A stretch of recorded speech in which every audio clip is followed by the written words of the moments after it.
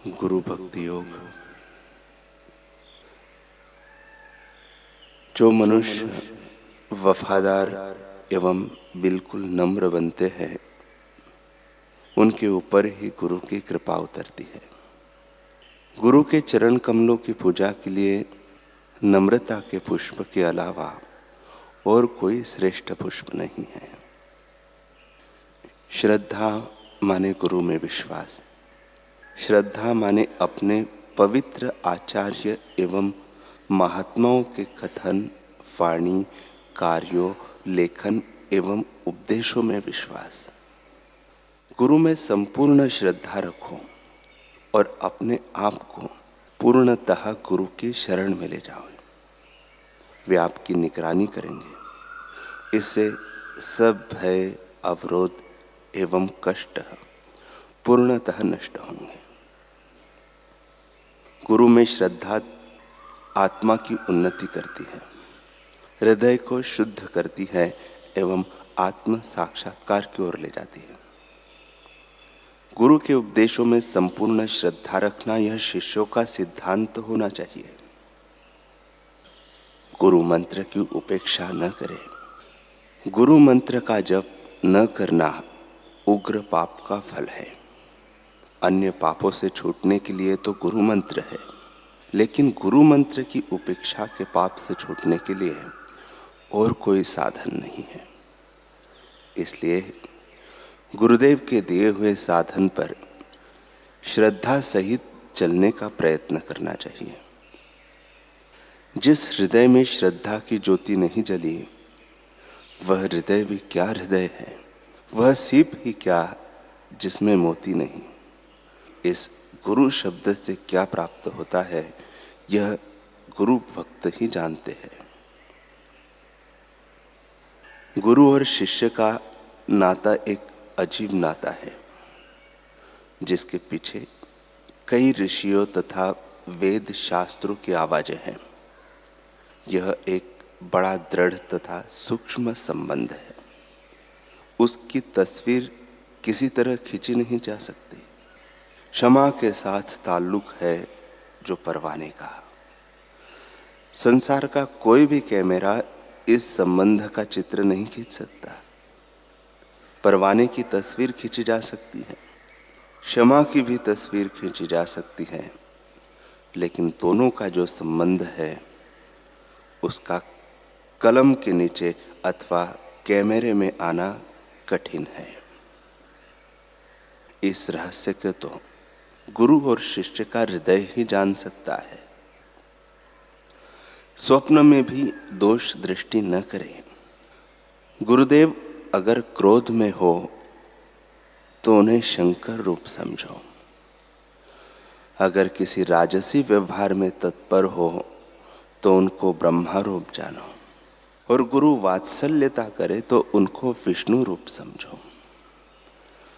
जब शांति में स्थित हो तो गंगा रूप जानो, और गुरुदेव जब अपने अमृत रूपी वचन रूपी किरणों द्वारा भ्रम संदेहग्रस्त शिष्य के अज्ञान को दूर करे, तब उन्हें सूर्य रूप कहो।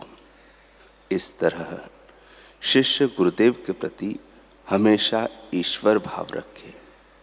स्वप्न में भी दोष दृष्टि को अपने अंदर पैदा न करे। ईश्वर ते गुरु में अधिक धारे भक्ति सुजान। बिन गुरु भक्ति प्रवीण हूं लहे न आत्म ज्ञान। विवेकी मनुष्य को ईश्वर से भी अधिक गुरु की भक्ति करनी चाहिए, क्योंकि कोई मनुष्य समस्त शास्त्रों में प्रवीण हो तो भी गुरु भक्ति के बिना आत्मज्ञान नहीं पा सकता। भले ही कोई व्यक्ति यह तर्क दे कि उसे आध्यात्मिकता की जरूरत नहीं है, पर वास्तव में देखा जाए तो वह जो भी कर रहा है वह सुख की प्राप्ति के लिए ही कर रहा है। और वास्तविक सुख जो नित्य है वह तो सद्गुरु से प्राप्त ज्ञान से ही प्राप्त किया जा सकता है। इसीलिए जीवन की सभी समस्याओं, सभी दुखों का पूर्ण निवारण के लिए आध्यात्मिक गुरु का संग एवं उनके सत्संग की सारे विश्व को जरूरत है। आध्यात्मिक ज्ञान कोई ऐसी वस्तु नहीं है जिसे केवल शास्त्र अध्ययन के द्वारा उपलब्ध किया जा सके। इसे सद्गुरु के प्रति विनम्रता, लगन, तत्परता और परम श्रद्धा से युक्त समर्पण से ही अर्जित किया जा सकता है। आध्यात्मिकता के पथ पर चलने के लिए पर्याप्त श्रद्धा आवश्यक है। वेदों में श्रद्धा की आवश्यकता के बारे में एक सुंदर दृष्टांत है। शिष्य गुरु से ब्रह्म विषयक उपदेश देने का निवेदन करता है। गुरु शिष्य को उपदेश देते हैं। ब्रह्म अत्यंत सूक्ष्म है, वह संपूर्ण जगत इसी से उत्पन्न हुआ है। ब्रह्म के एकात्मक स्वभाव की व्याख्या करते हुए गुरु कहते हैं, जैसे मधुमक्खियां जब मधु तैयार करती हैं, वे भिन्न भिन्न फूलों से मकरंद लेकर उन्हें अविच्छेद रूप से एक साथ मिला देती हैं। ठीक उसी प्रकार सभी जीव ब्रह्म के साथ एकत्व प्राप्त करते हैं। इस उपदेश ने जब शिष्य में उपेक्षित अनुभूति, आत्मानुभूति उत्पन्न नहीं की, तब शिष्य ने उनसे पुनः समझाने की प्रार्थना की और गुरु ने दूसरा दृष्टांत दिया।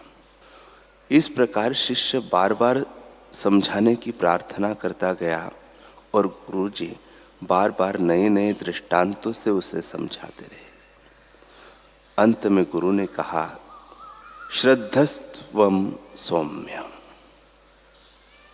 हे सौम्य, तू इस कथन में श्रद्धा कर। ब्रह्म कोई ऐसी वस्तु नहीं है जिसे किन्हीं दृष्टांतों के द्वारा समझाया जा सके। दृष्टांत उन वस्तुओं पर आधारित होते हैं जिन्हें हम देख सकते हैं, जिनका हम अनुभव कर सकते हैं।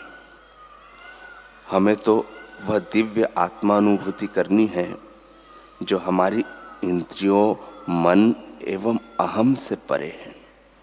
अतः पूर्ण श्रद्धा की आवश्यकता है।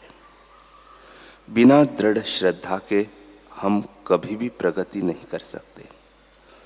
सद्गुरु वचनों में दृढ़ श्रद्धा के साथ तत्परता एवं इंद्रिय संयम का सुमेल हो तो संसारी सफलता तो बहुत छोटी बात है, परम सफलता, परमानंद स्वरूप की प्राप्ति भी हो जाती है।